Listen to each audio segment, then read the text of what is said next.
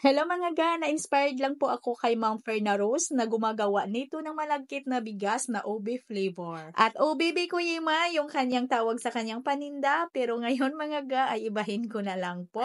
Ay gagawa po ako ng ube chiffon. Nalagyan din natin ito ng yema sauce or yema frosting. So gawa na po tayo ng ating cake batter. Dito meron tayong 3 pieces ng ating egg yolk at mula po ito sa large na itlog. Half teaspoon iodized salt at 1/3 cup na white sugar. 1 teaspoon vanilla extract and din haluin muna natin para madurog natin yung ating egg yolk.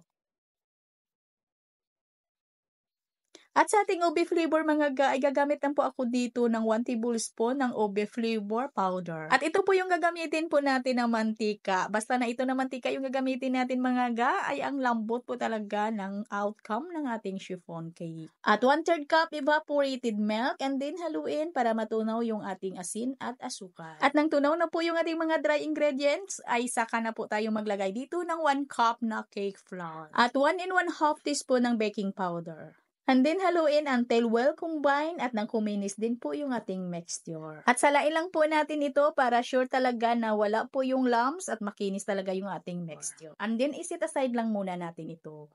So dito na tayo sa ating mirang. Meron po tayo ditong 3 piraso na egg whites at mula din dito sa large na itlog. At lagyan ko lang po ito ng half teaspoon ng cream of tartar. Kung walang mga cream of tartar ay pwedeng maglagay dito ng white vinegar. At half teaspoon lang din. At pag ganito na po yung ating egg whites na nag-create na po siya ng makinis na mga bubbles ay pwede na po nating ilagay ng pautay-utay or gradually yung ating 1/3 cup na white sugar. Kadalagay po natin ng white sugar mga ga, pakiramdaman po natin na yung kumalat na po yung asukal na medyo natunaw na ay saka na po tayo susunod ng maglagay. At tuloy-tuloy lang po yan hanggang sa maubos natin yung ating asukal. At nang naubos na po natin na ilagay lahat yung ating asukal ay i-transfer na po natin sa pinaka high speed yung ating hand mixer para mapadali po nating mapatibay yung ating mirang. At batihin na po natin hanggang sa maging ganito na po yung consistency ng ating mirang. At ilagay na po natin dito sa ating mixture yung ating mirang at kukuha lang muna tayo ng kalahati lang. At cut and fold lang po natin yan ng padahan-dahan until well combined. At nang well combine na po yung una po nating nilagay, ay ilagay na po natin dito lahat yung natira pa natin na mirang. And then cut and fold ulit ng padahan-dahan until well combine na po yung ating mixture. At huwag lang po natin itong ma-overmix. At sa preparation po ng ating mirang mga ga para maganda yung alsa ay nasa video screen lang po natin. Basahin nyo lang. At gumamit lang po ako dito ng cake round pan na may sizes po ito na 26 by 6 cm.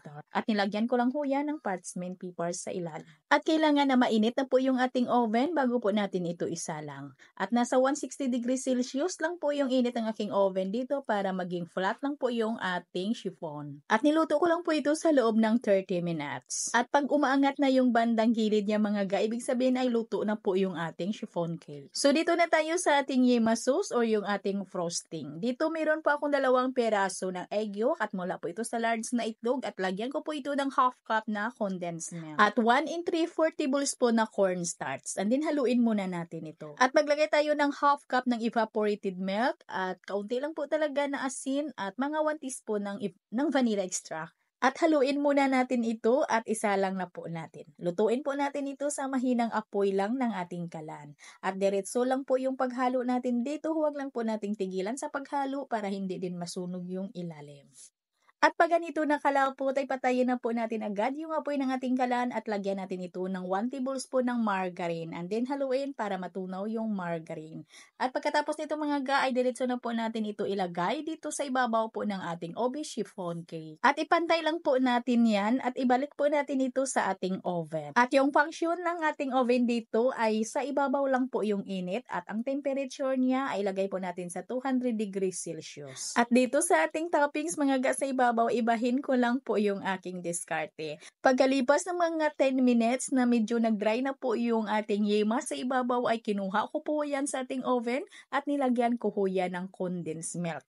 At pagkatapos ay ibalik ko ho yan ulit sa ating oven. Yung hitsura niya mga guy para lang po siyang kasawa cake. At nang ito'y malamig na ay saka ko na po ito i-release sa kanyang molder. At yung aking yema frosting dito or yung ating sauce ay hindi lang po siya masyadong makapal makapal ha, katamtaman lang po, para po hindi naman po masyadong matamis, para makakain din tayo. Kasi pag may edad na tayo ay iwas po talaga tayo sa masyadong matamis. Kayo mga ga, kung gusto po ninyo na makapal yung inyong frosting, inyong sauce ay pwedeng dublihin po ninyo yung ating mga ingredients sa ating Yema frosting. Pero sinasabi ko sa inyo ay saktong-sakto lang po yung kapal or nipis ng ating frosting dito. At akalain nyo mga ga ay ubos ito agad. At hanggang dito lang po yung ating video. Maraming salamat at bye-bye.